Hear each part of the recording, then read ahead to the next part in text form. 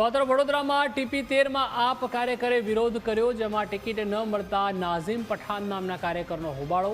પાલિકાની ઉમેદવારી માટે 5 લાખની માંગણી કરાતી હોવાનો આક્ષેપ થયો। ચૂંટણી પહેલા જ પાર્ટીમાં આંતરિક વિખવાદ આવતા ચકચાર મચી।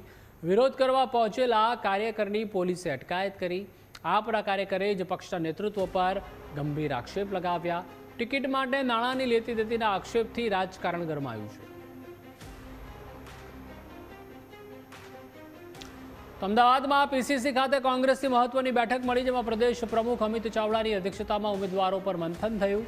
સ્થાનિક સ્વરાજ્યની ચૂંટણીમાં યુવાઓને અપાશે પ્રાધાન્ય તેમ જણાવ્યું। ક્રિમિનલ રેકોર્ડ ધરાવતા લોકોને ટિકિટ નહીં મળે, ઉમેદવારો નક્કી કરવા સ્થાનિક સ્તરે સત્તા અપાઈ। આવતીકાલે કોંગ્રેસની પ્રથમ યાદી જાહેર થશે। આગામી 4 દિવસ બાદ તમામ ઉમેદવારોના નામ જાહેર કરવામાં આવશે।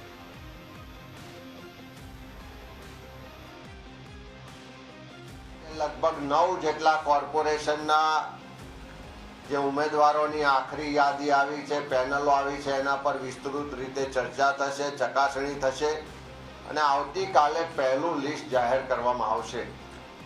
તબક્કાવાર આવતા 4 દિવસો એટલે કે આજે 4મી તારીખ થઈ, 4, 5, 6 અને 7 આ 4 દિવસની અંદર આખા ગુજરાતના તમામ જિલ્લાઓને તબક્કાવાર સાંભળવામાં આવશે।